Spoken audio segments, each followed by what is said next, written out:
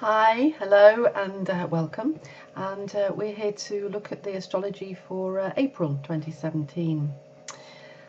I had a hard time with this month because I was expecting that things would start to improve a little astrologically as we got to April, but when I started to investigate it in my new tie and get all the little details out, I started to think, oh, that's not as good as I hoped it would be. In fact, I think it's going to be quite a challenging month for one reason or another.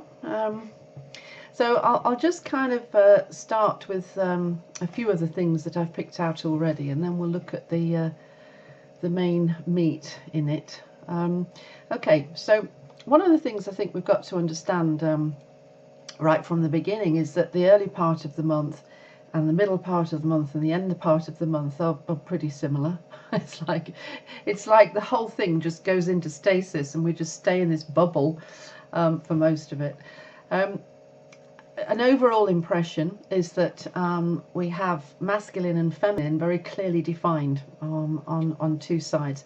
So when that happens, it's the feminine, which is usually the weaker and the less easy to discern, that becomes more obvious. Masculine is always obvious, yang energy is always obvious, yin energy can be more hidden. If they're both clearly defined, then we're going to see the feminine more easily. That's the point. And I think we will kind of see the feminine more easily because the masculine energy is seemingly forcing it out. If we take women as maybe representing feminine energy, because in general, now I am generalizing like mad here, but you're just going to have to go with that because I don't know how else to describe it. If we take women in general as representing feminine energy, then what we can take from this is, or what April might throw up, is that because of seemingly masculine or yang actions, the feminine, as represented by women probably, is forced into a corner or boxed into a corner and then has to take an action as a result because it's being forced into a corner. So then you get more clearly defined feminine fighting back. So this could be more of the situation where we have women on the march, women marching on Washington, etc. It could be the galvanizing of women in general, which is not a bad thing, but it does seem to be a feature of this year. This forcing action of the yang energy on the yin energy even goes as far as looking at the earth as a feminine or a yin entity, the planet Earth, and the forcing action might actually mean that we get more activity in the tectonic plates around the Earth. We might get more activity in volcanic eruption, kind of earth crust movements. It seems as if this yang forcing even goes as far as the earth itself feeling as if she's being squeezed, and so tectonic plate activity happens. We'll see. I think there is a good example of potentially women taking the lead more, and that's one of the positive things about it. We also seem to get in this month women finding that their role is challenged. So, for example, there may be some guilt in the air over family care issues versus work and independence issues. Feminine could find itself challenged in this respect, and women could find themselves challenged as a result of that. But the highly activated yin energy is a good thing. So women can feel more assertive or more competent because they're boxed into a corner, because they fight back, then they find their assertiveness, then they find their competence. This is always a good thing. Okay, now I'm just going to speak some jargon for a moment here. We have the planet Venus conjunct Chiron and square Saturn for most of the month. This is because the planet Venus is hovering in the sky and moving back a bit, and the planet Saturn comes to a halt in the sky, and so we get everything staying in the same place. Well, not everything, but these two important planets staying in the same place. And this means that we're kind of in stasis. Everything goes on hold, and everything becomes same old, if you like. I tell you what it's like. It's like taking a magnifying glass and holding it over a piece of paper so that the sun's rays burn the piece of paper underneath. They're magnified in the magnifying glass. So there'll be a sensation of being held in a place and the burning coming through. We can't get away from it. We're kind of stuck in this place and everything seems concentrated. And I guess it has to be said that if we're going to be in that situation, then we would like to be in some kind of pleasant place, wouldn't we? We'd like to be kind of all joyous and happy. I don't think it's going to be like that. In fact, Saturn square to Venus talks about very difficult and very challenging and very testing times, if I'm going to be honest. It's a time when our values and our self-worth, our self-esteem is challenged. And we could also be looking at things like humiliation and wounded pride and anguish. All of these things could be bubbling up and come to the surface. Inadequacy, self-doubt, anxiety. Now, I'm kind of reeling off a list of words here, and I guess you're thinking by now, okay, this doesn't sound very good. And I think it probably isn't exceptionally good. However, we have to look at why do we have these things in human existence anyway? Why do we have them in our human sphere of experience? Why have we got things like pain and drudgery and dreariness and anxiety and crippling inadequacy? If we sort of step back from that and look at the whole human experience, it's life isn't meant to be comfortable, right? Life is meant to be a struggle, so that we hone our skills, so that we toughen up, so that we can build a sense of confidence out of our inadequacy. I'm always fond of saying with this that when the cosmos wants us to find something, it removes it. So if the cosmos wants us to find light, it plunges us into dark, and that's the time that we then reach for the light switch. We find our way and we are able to switch it on, and we get great achievement out of that. We have found it all by ourselves, and this sense of achievement fuels a sense of confidence which can't be taught. You can't get this any other way. There is a lovely myth in the Babylonian mythology which talks about Inanna. And Inanna is going to go down into the underworld.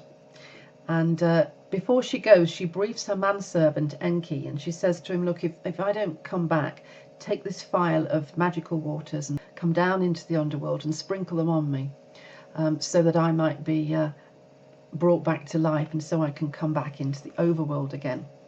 So duly she goes down into the underworld through the 7 gates, removing her finery and her jewellery at each of the gates, until she's naked in the underworld, looking at her alter ego or twin sister, evil twin sister, Ereshkigal.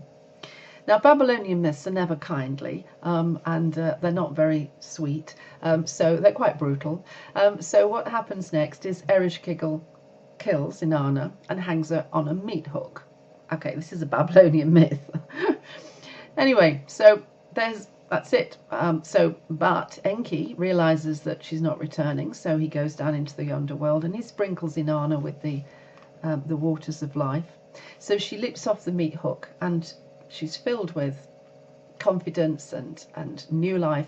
And then she goes back up through the 7 gates, retrieving her finery and her jewellery and putting it on. And when she gets back into the overworld again, she gives thanks for the whole thing. She praises the whole experience because she survived it. She has learnt a lot. And I think this is what we could look at in terms of April. I think we could think about our journey into the underworld and what it's going to teach us in terms of strength and in terms of wisdom and patience. I'm always saying that pain and gain are proportional. I absolutely believe this. So if we get a certain amount of pain, then accompanying that will be a certain amount of gain. I absolutely see that the cosmos does it like this. And so therefore, if we are under stress, or if we do feel depressed or anxious at any time in April, I think it's wise to think about us being down, hanging on our meat hook, if you like, being down in our underworld, but being given time to contemplate, to go within, to reflect, and to discover things about ourselves. It's only in downtime, in times when we're on the down bit of the wheel, that we are slowed down enough to do the reflecting and the thinking that we don't get time for in this fast-paced world. So I think it is a time to slow down and consider that the two important planets have slowed down and stationed, and so metaphorically we are slowed down and stationed. And it's a time to consider where things haven't been right in the past, in our childhood, where we struggled with low self-esteem, where we were wounded over things. And it's worth thinking about how we can restore our sense of inadequacy or our low self-esteem about certain issues. It's well worth remembering that we can do something ourselves to make ourselves feel better, that we can love ourselves, that we can pour love into ourselves, and therefore give ourselves something that no one can take away. If we put our happiness in somebody else's hands and that somebody else walks off with it, they've taken our happiness. We need to be able to give ourselves the happiness so that we've always got control over how we feel and the confidence we feel and the happiness that we achieve. So this is a month that tests this kind of thing out. And I think it's very wise to remember that at times and cuddle yourself. Give yourself a duvet day. Give yourself some downtime. Give yourself some reflecting time. And give yourself some support if necessary. It's lovely to turn around and look at yourself and say, hey, you do really well. You did well. You're doing good. Don't feel bad. Don't look at the bad stuff. Consider the wisdom and everything that you've gained during your contemplation or your experience of that which you feel that makes you suffer or makes you feel bad. We've got the full moon around the 11th of April, full moon in Libra. And this is a highly, highly active time.